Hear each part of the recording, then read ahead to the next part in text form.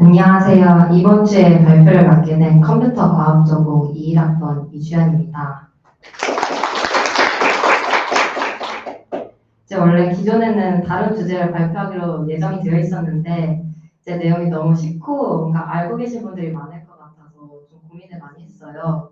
이제 그러다가 최근에 이제 GPT를 워낙 많이 쓰다 보니까 궁금해서 한번 GPT 책을 읽어보게 되었는데 여기서 다루는 GPT 구조랑 메커니즘이 이제 어떻게 흘러가는지 가볍게 한번 알아보면 좋을 것 같아서 이번 주제로 변경하게 되었습니다. GPT는 Generative Pre-trained Transformer의 약자로 텍스트 데이터를 미리 학습한 대규모 언어 모델입니다. 이미 개발 공부를 하고 계신 여러분이라면 이제 GPT를 다들 사용해본 경험이 한 번씩은 있으실 겁니다. 실제로 개발자 도구 전문 업체인 젯브레인스의 조사 결과에 따르면 전 세계 개발자의 77%가 챗 GPT를 사용하고 있는 것으로 조사되었고 GPT를 아예 사용해보지 않은 개발자는 단 3%에 불과하다는 결과가 나왔습니다. 이와 같은 자료를 보면 저희와 같은 개발자들에겐 GPT의 중요성이 점점 커지고 많이 사용되고 있다는 것을 알 수 있습니다. 그렇기에 이에 따라 저희가 사용하고 있는 GPT의 구조에 대해서 한번 살펴보고자 합니다. 앞에서 봤던 GPT의 본 의미를 확인해보면 Generative Pre-trained Transformer로 트랜스포머 모델을 사용하는 것을 알 수 있습니다. 트랜스포머 모델은 2017년 Attention is all you need라는 아주 유명한 논문에서 소개된 인코더, 디코더 구조의 신경망인데요. 이제 그렇다면 GPT를 구성하는 트랜스포머 모델 구조에 대해서 좀 더 자세히 살펴보겠습니다.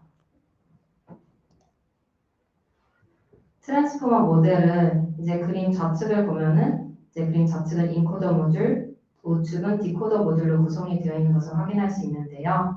이때 모듈의 값을 입력하기 전 텍스트를 토큰화하는데 이 토큰화는 텍스트를 기계가 이해할 수 있는 작은 형태로 쪼개는 단위를 의미합니다. 토큰화 후 인풋 인베딩은 토큰들을 입력하고 그 의미를 내부적인 벡터 표현으로 변환하는 작업을 수행합니다. 디코더는 이제 가공된 토큰들을 받아서 출력 테스트를 생성하고 이전에 생성된 단어들을 받아서 다음 단어들을 예측하는 역할을 합니다. 먼저 인코더와 디코더 모듈을 자세히 보면은 인풋 인베딩과 아웃풋 인베딩이 들어가는 것을 볼 수 있는데요. 인베딩은 입력 시퀀스를 작은 단위의 토큰들로 쪼개져 변환된 숫자들을 받아와서 그 토큰들을 다시 숫자들의 집합인 벡터들로 변환하는 역할을 합니다. 여기서 인코더 인베딩은 입력 문장을 받아서 기계가 인식할 수 있는 벡터 표현으로 변환하는 작은 작업을 수행하고 디코더는 이 인코딩된 정보를 바탕으로 출력 문장을 단계적으로 생성하는 역할을 합니다. 포지셔널 인코딩은 문장의 순서를 매기는 역할을 합니다. 트랜스포머의 장점 중 하나가 문장의 구성 요소들을 병렬적으로 연산해준다는 것인데 이때 각각의 토큰들이 여러 개의 인코더에 동시에 들어가므로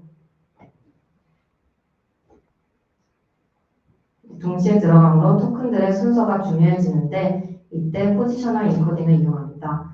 예를 들어 나는 학교에 간다 라는 세 개의 어절을 세 개의 인코더에 동시에 넣는다고 가정해 보겠습니다. 이럴 경우 각각의 어절의 순서를 파악하기 위해서 포지셔널 인코딩을 이용하는데 이제 나는 학교에 간다. 이 어절들을 각각 1, 2, 3번으로 순서를 매겨서 어절의 순서를 잘 파악할 수 있도록 해줍니다.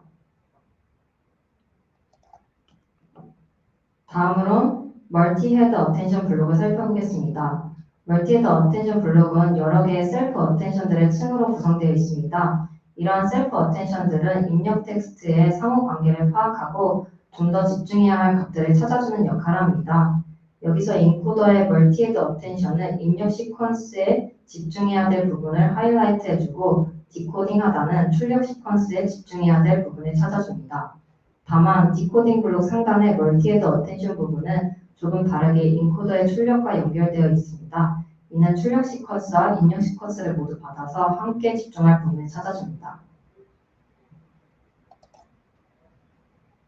레드앤넘은 잔차 연결과 층 정교화로 구성이 되어 있는데요.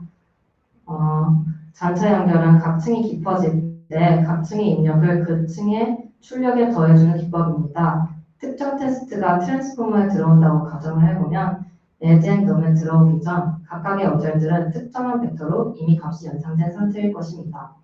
이때 새로운 값이 기존 값에 더해진다면 기존 중요 정보가 희석될 가능성이 높아집니다. 그럴 경우에 잔차 연결에서는 쇼트컷 커넥션을 만들어서 불필요한 층들에서는 잔차 연결을 통해 값이 흘러가며 불필요한 층들이 학습되지 않도록 만듭니다. 이렇게 하면 기존의 중요한 정보가 새로운 정보에 의해 희석되지 않고 잘 보존될 수 있도록 합니다. 따라서 모델이 더 깊어지더라도 중요한 정보가 소실되지 않고 잘 흘러가도록 만듭니다. 층 정교화는 각 층에서 입력값의 크기가 너무 차이나지 않도록 정교화하는 것입니다. 이제 어떤 입력값들은 너무 크고 어떤 입력값들은 너무 작다면은 출력값도 입력값에 영향을 받기 때문에 너무 크거나 사이즈가 작아져 버릴 수 있습니다. 이럴 경우 특정 뉴런은 포화되고 다른 뉴런은 아예 비활성화되면서 학습 속도가 느려지거나 아예 멈춰져 버리는 경우가 발생하는데 층 정교화는 층의 입력 요소들을 입력값들을 기준으로 정교화하면서 입력값들이 적절한 크기로 분포되도록 도와줍니다. 이제 나머지 라이너 블록과 소프트맥스 블록은 출력을 도와주는 출력층에 해당합니다. 이제 GPT의 구조에 대해서 살펴봤으니 GPT가 어떻게 학습을 하여 정교한 답을 내놓을 수 있는지에 대해서 살펴보겠습니다. GPT에서 사용된 학습 테크닉 중 하나로는 RAHF, Reinforcement Learning from Human Feedback이 있는데 사람의 피드백을 통해서 강화 학습을 하는 것으로 기존의 GPT에서 사용되지 않다가 GPT 3.5 모델부터 사용이 되었습니다. 먼저 지도학습을 통해서 대규모 텍스트 데이터셋을 사용해 모델을 사전학습시킵니다. 이 단계에서 모델은 언어의 구조와 패턴을 학습하게 됩니다. 두 번째로 미세 조정을 통해서 특정 작업에 맞게 모델을 더 작은 데이터셋으로 추가 학습시켜 이를 통해 모델이 특정 도메인이나 응용 프로그램에 더 적합한 성능을 발휘할 수 있도록 도와줍니다. 세 번째로는 보상 모델 학습을 이용합니다. 사람이 직접 여러 개의 답변을 보고서 좋은 답변과 그렇지 않은 답변의 순서를 매기게 되는데 이런 데이터를 통해서 GPT는 무엇이 더 좋은 답변인지 그렇지 않은 답변인지 구별할 수 있게 됩니다. 마지막으로는 이제 생성 모델과 보상 모델을 만들어서 두 모델을 접목시켜서 생성 모델은 답변을 생성하고 보상 모델은 이 생성된 답변이 얼마나 좋은지를 평가해주는 역할을 합니다. 이러한 강화학습을 통해서 다른 AI 모델이나 이전 GPT 모델보다 더욱 정교하고 정확한 답을 할 수 있도록 만들어줍니다. 오늘 GPT의 구조와 학습 과정에 대해서 살펴보았습니다. AI 기술이 빠른 속도로 발전하고 점점 중요해지면서 GPT를 다룰 줄 아는 프롬프트 엔지니어와 같은 직업도 출연했다고 하는데요. 실제로 작년 7월 구글에서는 프롬프트 엔지니어에게 연봉 3에서 4억을 걸고 영입을 했다고 합니다. 이렇게 AI의 필요성이 점점 증가하는 만큼 제가 했던 발표가 이제 여러분이 GPT를 활용하는 데 도움이 되고 진로 선정에 도움이 될 수 있으면 좋겠습니다. 이상으로 발표를 마치겠습니다. 감사합니다.